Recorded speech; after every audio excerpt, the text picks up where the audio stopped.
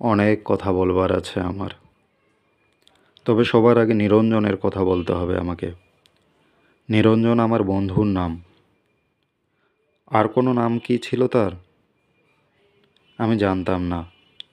ওর একজন বান্ধবী ছিল, অবশ্য কিছুদিনের জন্য সে তাকে প্রীতম বলে ডাকত।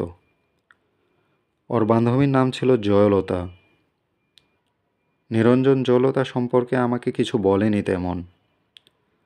জয়লতাকে কখনো কোনো চিঠি লিখেছি কিনা সে কোথাও আমাকে সে বলেনি। তবে জয়লতার চিঠি আমি দেখেছি। একটা ছিল এরকম: প্রীতম, সময় গড়িয়ে যাচ্ছে। তুমি বলেছ এখন দুঃসময়, কিন্তু আমি জানি সব সময় সুসময়, যদি কেউ তাকে ব্যবহার করতে জানে তাকে। আমি বুঝি বেশি দিন নেই। যদি পারো এক্ষুনি তুলে নাও, নইলে অন্য পুরুষ চিবড়ে খাবে আমাকে। আমার ঘরে বসে সিগারেট টানতে টানতে নিরঞ্জন চিঠিটা চুপ করে এগিয়ে দিয়ে বলেছিল, বিভু, চিঠিটা পড়ুন। আমি প্রথমে পড়তে চাইনি, পরে ওইটুকু পড়ে তার দিকে তাকিয়েছিলাম। না, ওই সিগারেটের ধোঁয়ায় আমি কোনো প্রেম তাড়িত মানুষের ছায়া দেখিনি। ভয়ানক নির্বিকার। কিছু বলছেন না যে? আমি জিজ্ঞাসা করেছিলাম। কি বলবো? এই ব্যাপারে? কোন ব্যাপারে? এই যে জয়লতা? বাদ দিন। আমি বাদ দিয়েছিলাম। নিরঞ্জন আমার ঘরে বসে অনেকক্ষণ সিগারেট টেনে টেনে ঘরটাকে অন্ধকার করে চলে গিয়েছিল সেদিন। জয়লতার সঙ্গে অন্য পুরুষের বিয়ে হয়েছিল। আমি জয়লতা এবং অন্য পুরুষটিকে দেখেছি বহুবার বিশ্ববিদ্যালয়েই। জয়লতা আরও দেমাগী, আরও সুন্দরী হয়ে উঠেছিল। অন্য পুরুষ চিবড়ে খেলে মেয়েরা বুঝি আরও সুন্দরী হতে থাকে। একথার সূত্রে সেদিন নিরঞ্জন আমাকে বলেছিল, মানুষকে এত ক্ষুদ্রার্থে নেবেন না।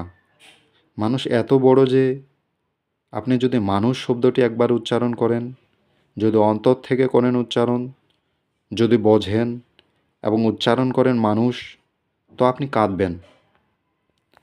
আমি মানুষের পক্ষে, মানুষের সঙ্গে এবং মানুষের জন্য। হ্যাঁ, মানুষের মুক্তির জন্য নিরঞ্জন মিছিল করত। আমি শুনেছি নিরঞ্জন বলেছে, তুমি দুষ্কৃতী মারো, বাঙালি মারো, হিন্দু মুসলমান মারো, গেরিলা তামিল মারো, এভাবে যেখানেই যাকে মারো না কেন, ইতিহাস লিখবে যে এত মানুষ মরেছে। বড়ই করুণ এবং বড়ই দুঃখজনক।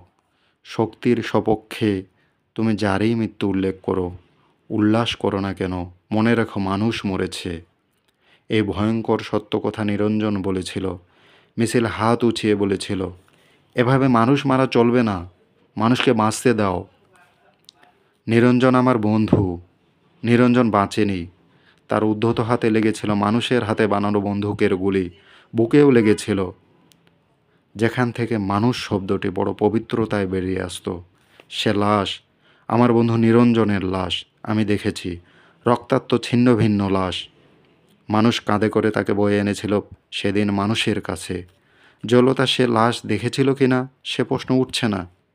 দেখলেও যদি কেঁদে থাকে, সে প্রকাশ্যে অথবা গোপনে, তাতে নিরঞ্জনের কোনো লাভ হয়নি। মানুষ কেঁদেছিল। আমি জানি তাতে নিরঞ্জনের লাভ ছিল। নিরঞ্জন প্রমাণ করতে পেরেছিল গতদিন মিছিলে আইন অমান্যের অভিযোগে যে দুষ্কৃতী মারা গিয়েছে তার নাম নিরঞ্জন, সে আসলে মানুষ।